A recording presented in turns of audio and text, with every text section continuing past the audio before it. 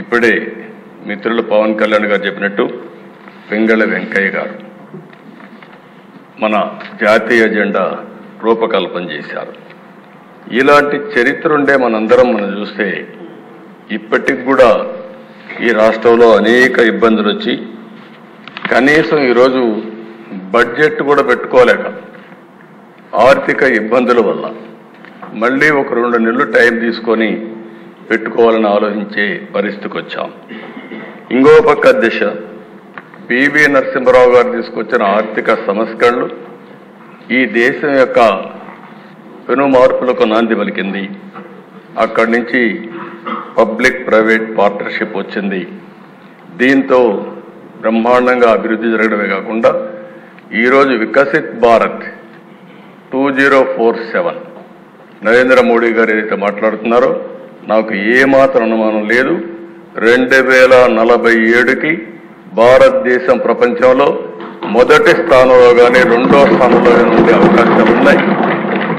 అది మన చేతుల్లోనే ఉందని కూడా నేను మీకు తెలియజేస్తున్న అధ్యక్ష. దీనికి కారణం మీరు ఒకసారి చూస్తే ఈరోజు ఒక 2 ఎగ్జాంపుల్స్ ఇక్కడ చాలామంది ఉన్నారు.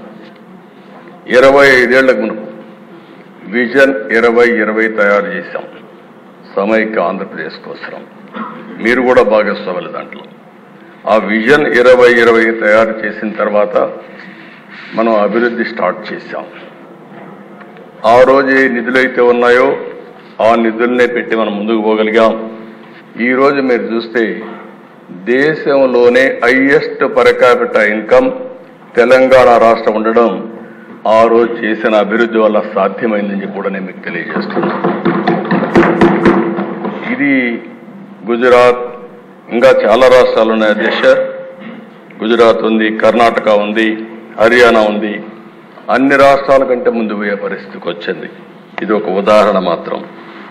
ఇంకో పక్క అధ్యక్ష మీరు ఒకసారి చూస్తే ఎన్ఆర్ఐస్, ఎందుకు ఈ సభలో ఈ మాటలు చెప్తున్నానంటే ఈరోజు పవన్ కళ్యాణ్ గారు మాట్లాడినప్పుడు ఒక విషయం చాలా స్పష్టంగా చెప్పాడు. నేను వివేకానంద స్ఫూర్తిని కూడా మీకు చెప్పాను.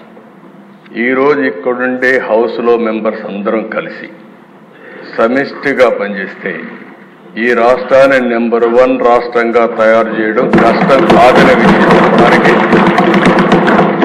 నేను ఈ విషయాలు మీ దృష్టికి తీసుకొస్తున్నాను. ఈరోజు మీరు చూస్తే అధ్యక్ష 25 ఏళ్ళు 30 ఏళ్ళకు మనకు ఆ రోజు ప్రభుత్వం ఐటీకి ప్రాధాన్యత ఇచ్చాం. అదే మరిగా భారతదేశం మొత్తం ఇండియన్స్ అంతా ఐటీ బాగా నేర్చుకునే పరిస్థితికి వచ్చారు. ఈరోజు మీరు చూస్తే మన వాళ్ళు ఇండియన్స్ 2 కోట్ల మంది 3 కోట్ల మంది విదేశాలకు వెళ్ళారు. అమెరికాకు చాలా మంది వెళ్ళారు.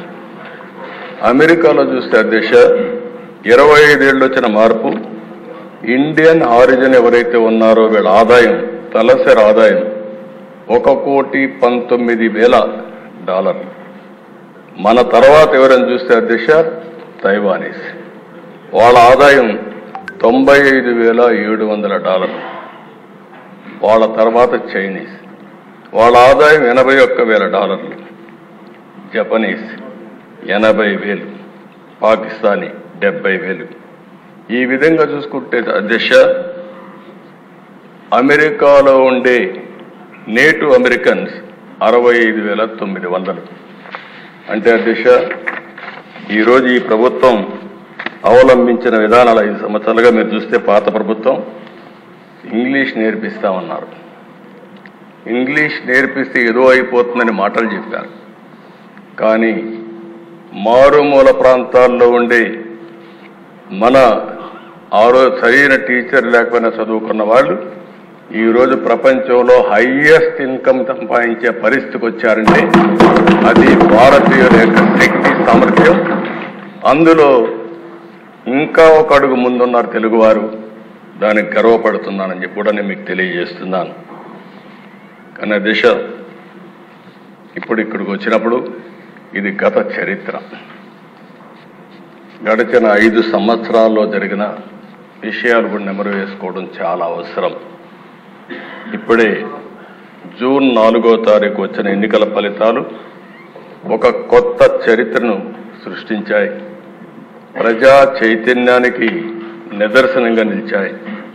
మీరు చూస్తే దేశ 93% స్ట్రైక్ రేట్, 57% ఈ కూటమికి ఓట్లు పడ్డాయి.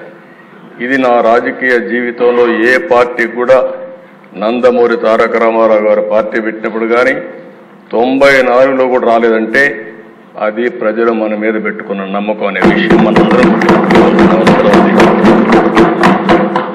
అధ్యక్ష, ఒక్కొక్క పార్లమెంట్ 70,000, 80,000, 90,000 మెజారిటీ వస్తాయి. అలాంటిది 95,000 మెజారిటీ ఒక అసెంబ్లీలో వచ్చిందంటే నేను మనస్ఫూర్తిగా అభినందిస్తున్న. గాజువాకలో 95,000 మెజారిటీ అంటే దీన్ని చూసినప్పుడు చాలా ఆనందం, ఆశ్చర్యం వేస్తుంది. దీని వెనకాల కూడా దిశ చాలా శ్రమ ఉంది. ఒక్క విషయం మనం గుర్తుపెట్టుకోవాల్సిన అవసరం ఉంది.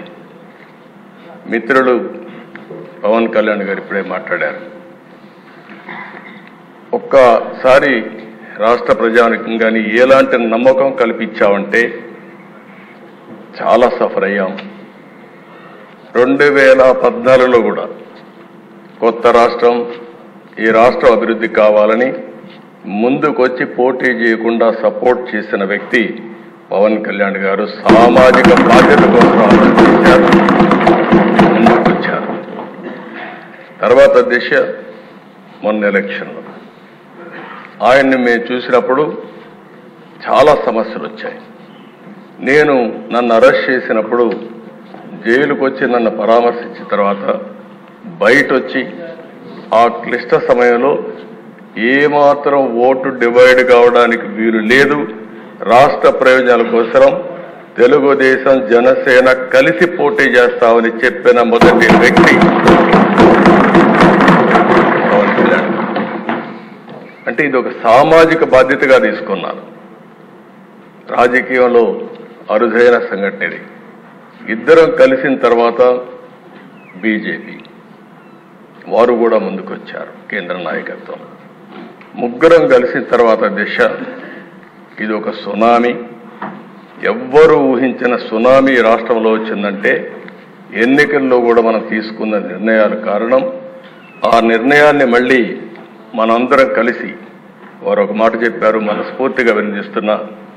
ఈ రాష్ట్రాన్ని మళ్లీ ఘాటిలో పెట్టి అన్ని విధాల అభివృద్ధి చేసే వరకు ఏమాత్రం ఆలోచించకుండా సమైక్యంగా ముందుకు పోవడానికి ఆలోచిస్తామని ఈ సభ ద్వారా రాష్ట్ర ప్రజానికానికి కూడా మేము ఒక హామీ ఇస్తున్నాం, చేస్తామని చెప్పి కూడా మీకు కూడా తెలియజేస్తున్నాను. అధ్యక్ష